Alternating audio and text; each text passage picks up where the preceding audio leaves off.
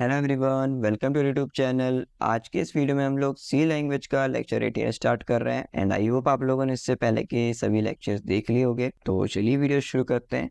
सबसे पहले मैं आपको नोट्स की इन्फॉर्मेशन देता हूँ। नोट्स जो है वो आपको टेलीग्राम चैनल पर मिल जाएंगे, तो वहां से जाकर आप उन्हें चेकआउट कर सकते हो। हम देख लेते हैं कि इस वीडियो में हम लोग क्या डिस्कस करने वाले हैं। इस वीडियो में हम लोग एरेस को डिस्कस करेंगे कि एरेस क्या होती हैं और उन्हें आप कैसे यूज कर सकते हो, इनिशियलाइज कैसे करना होता है, डिक्लेयर कैसे करते हैं। एरेज फर्स्ट पॉइंट है, it is the fixed size collection of similar data items stored in continuous memory location. Means array collection होता है सिमिलर डेटा आइटम्स का जो कि मेमोरी में एक कंटीन्यूअस मैनर में स्टोर्ड होते हैं। जैसे हमारी मेमोरी में ऐसे ब्लॉक्स बने हैं, उसमें एक के बाद एक ऐसे स्टोर्ड है। सेकेंड है, it is a simple and fast way of storing multiple values under a single name. हम एरेज के हेल्प से एक सिंगल नेम में मल्टीपल वैल्यूज स्टोर कर लेते हैं। तो वो कैसे करते हैं मैं भी आपको बताऊंगा। टाइप्स ऑफ एरेज दो टाइप के होते हैं, first one dimensional array and second multi dimensional array. Multi dimensional के अंदर हमारे दो टाइप के एरे और आते हैं, एक हो जाता है 2D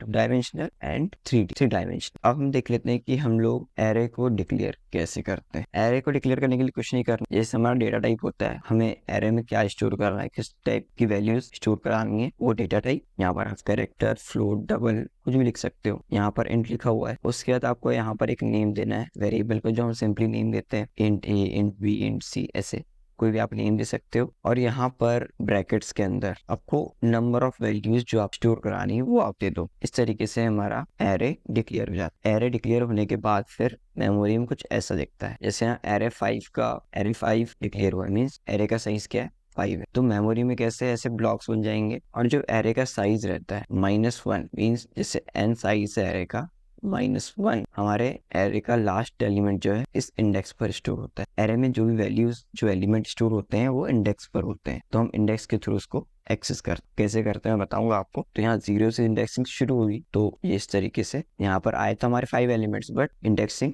0 से शुरू हुई और 4 पर जाकर एंड हो गई। हम देख लेते हैं हम लोग कि एरे को इनिशियलाइज कैसे करते हैं, मींस उसमें वैल्यू कैसे इनपुट देते हैं। सबसे पहला तरीका कि आप जैसे एरे बनाते हैं वैसे एरे बनाओ। ये एरे डिक्लेयर तो हो गया, उसके साथ में वैल्यूज भी दे दो, मींस उसका साइज प्लस उसमें जो एलिमेंट्स आने वाले हैं वो एलिमेंट्स हम लोग देते हैं वो कर्ली ब्रेसेस के अंदर देते हैं, जो साइज देते हैं वो स्क्वायर ब्रैकेट्स के अंदर। ठीक है, ये एक तरीका है। उसका तरीका क्या है कि आप साइज मत दो, जिससे डिक्लेयर करते डिक्लेयर करो बट साइज मत दो, और एलिमेंट्स दे दो। ये दूसरा तरीका है। और तीसरा तरीका क्या है कि डिक्लेयर कर लो, साइज दे दो बट वैल्यूज मत दो। वैल्यूज हम लोग 1 बाय 1 इनपुट ले लेंगे, आप किसी और तरीके से इसमें इनपुट कर देंगे। जैसे एरे इनिशियलाइज हुआ तो मेमोरी एलोकेट और इनिशियलाइज ऐसे होती है। 0 पर हमारा फर्स्ट एलिमेंट आ जाएगा, 1 पे 4 पे 8, 3 पे 12, 4 पे 16। मीन्स ये ऐसा लिखा होगा, तो 4 8 12 16 तरीके से लिखा होगा। तो ये हमारा 1 पे स्टोर नहीं होता, ये इंडेक्सिंग जो होती है वो 0 से स्टार्ट होती है टिल n-1, जो कि साइज होता है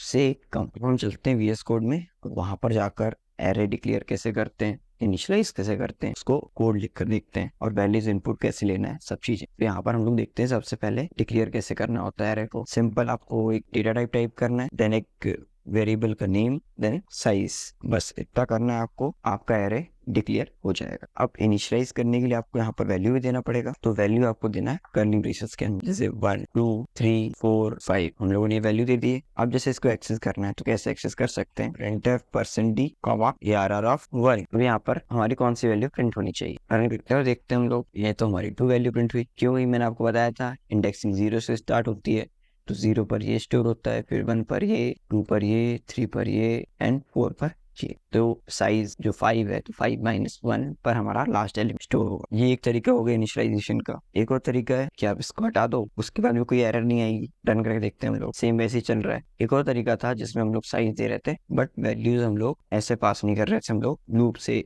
पास कर रहे थे। जैसे हम लोग फॉर लूप लगाते हैं, i = 0, i less than 5, i++। यहाँ पर प्रिंट करके देखते हैं हम लोग, %d, ARR of 0। ARR of 0 1 क्यों आ रहा है, अब यहाँ देखो, मैंने एक लूप लगाया और वहाँ लूप चलाया मैंने 0 से 5 4 तक, मीन्स 4 भी इंक्लूडेड है। तो यहाँ पर जो एरे ऑफ i, मीन्स यहाँ पर i की जो वैल्यू होगी पहले तो 0 है, तो इंडेक्स 0 पर हमारी i+1 वैल्यू हो जाएगी। i की वैल्यू 0, 0 + 1 1। तो ऐसे ही कंटिन्यूअसली चलता रहेगा। इस तरीके से आप वैल्यूज दे सकते हो। यूजर्स इनपुट लेना है, वो भी कैसे करते हैं वो बताऊंगा। उससे पहले जैसे आपको ऐसे वैल्यूज नहीं देना है तो कैसे दोगे। हमारा एरे तो बना हुआ है, 0 पर हम लोग क्या करते हैं 5 वैल्यू दे देते हैं, 1 पर हम लोग 8 वैल्यू दे देते हैं, यहाँ पर 2 वैल्यू दे देते हैं, यहाँ पर 3 वैल्यू दे देते हैं, यहाँ पर 7 वैल्यू दे देते हैं, यहाँ पर 0 दे देते हैं। ठीक है, अब एरे ऑफ 0 मीन्स इंडेक्स 0 पर क्या वैल्यू आएगी वो देखते हैं हम लोग। 5 वैल्यू आई जो कि हम लोगों ने स्टोर करी थी। इस तरीके से भी आप कर सकते हो। अब हम लोग देख लेते हैं कि वैल्यू को एक्सेस कैसे करते हैं। ठीक है, इससे मैंने एक एरे बनाया, ये मैंने एरे बना दिया।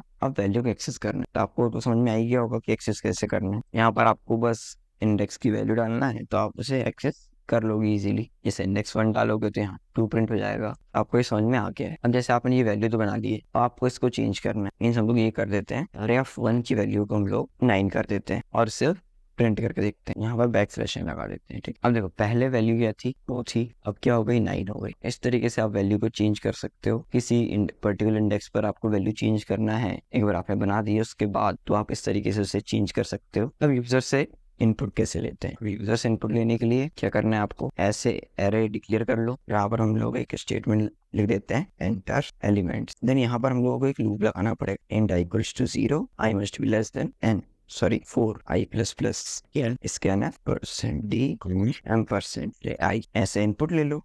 उसके बाद आउटपुट देखना है तो इसी कॉपी कर लेते हैं हम लोग। यहाँ पर हम लोग प्रिंट स्टेटमेंट लगा देते हैं, इसे रन करते हैं। जैसे मैंने पहला एलिमेंट डाला 8, देन 9 डाल दिया मैंने, देन 11 डाल दिया, देन 10 डाल दिया। ओके, यहाँ पर थोड़ी सी स्पेस दे देते हैं हम लोग। मैंने 7 डाल दिया एक एलिमेंट, इसके बाद 6 डाल दिया, फिर 8, फिर 3 दे देते हैं। वही एलिमेंट्स एज इट इज मिल गए। तो आप इस तरीके से यूजर से इनपुट ले सकते हो और उसे प्रिंट करा सकते हो सभी एलिमेंट्स। आई होप आपको समझ में आया होगा कि आप कैसे यूजर से इनपुट ले सकते हो। Initialisation declare. ठीक है, अब अगले पॉइंट पर चलते हैं। अब हम लोग देखेंगे relation between arrays and pointers, कि एरेज और पॉइंटर का क्या कैसे क्या रिलेशन है। इसलिए मैंने बोला था आपसे कि पॉइंटर आप पढ़ कर आओ, तो पॉइंटर का वीडियो मैंने पहले डाल दिया है, अब उसे देख कर आओ तो समझ में आएगा कि पॉइंटर कैसे यूज हो रहा है यहाँ पर। तो सबसे पहली चीज डिस्कस करते हैं हम लोग, accessing elements of array using pointers. Access using pointers, हम पॉइंटर की हेल्प से कैसे एक्सेस कर सकते हैं। तो मैं एरे बना लेता हूँ। ठीक है, अब जैसे यहाँ देखो, यहाँ पर हम लोग प्रिंट करेंगे एड्रेस, एरे के इंडेक्स 1। इसे हम लोग डेसिमल प्रिंट करते हैं तो ज्यादा अच्छे समझ में आएगा। तो ये हमारा एरे 1 का, एरे के इंडेक्स 0 का एड्रेस हो गया, एरे 1 का, एरे के इंडेक्स 1 का, 2 का। तो यहाँ देखो फर्स्ट कहाँ पर है 642288। इसके बाद इसके अगले वाला कहाँ पर है 642229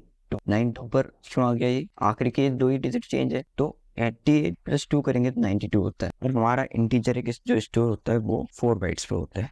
ठीक है, तो यहाँ पर वही है। फिर अगला 96 पर है। जैसे अगर हम लोग यहाँ पर सिर्फ ARR डाल दे रहे हैं, हम लोग कोई इंडेक्स नहीं दिया, कुछ नहीं दिया, अब क्या वैल्यू प्रिंट होगी वो देखते हैं हम लोग। ठीक है, यहाँ पर क्या वैल्यू प्रिंट हुई 88, जो कि इंडेक्स 0 की है, क्योंकि एरे स्टार्ट इंडेक्स 0 से ही होता है, तो वो वही वैल्यू को दे रहा है यहाँ पर। जैसे यहाँ पर हम लोग PTR को प्रिंट करेंगे, अगला वाला जैसे देखिए हम लोग यहाँ 1 कर दें तो 88 में आ जाएगा। तो यहाँ पर एड्रेस स्टोर कर रहे हैं हम लोग। अब जैसे यहाँ पर मैं एस्ट्रिक लगा दूंगा तो उस पर्टिकुलर जगह की वैल्यू मुझे मिल जाएगी, उस एड्रेस जो कि 2 है, यहाँ पर 2 है। जैसे मैं यहाँ पर *PTR = 10 कर दूं और यहाँ पर मैं प्रिंट करूं ARR ऑफ इंडेक्स 1, अब क्या आएगा 10 आ गया। लेकिन मैंने इसमें तो चेंज किया ही, मैंने पॉइंटर के थ्रू इसमें चेंज कर दिया, तो यहाँ पर ये चेंज हो गई वैल्यू। ऐसे हम लोग पॉइंटर्स की हेल्प से एरे की वैल्यू को चेंज कर सकते हैं। अगली चीज है हमारी passing an array to a function. अब हम लोग पॉइंटर्स के थ्रू कैसे पास करते हैं वो भी देखते हैं। ठीक है, हम लोग एरे बना लेते हैं, बन गया।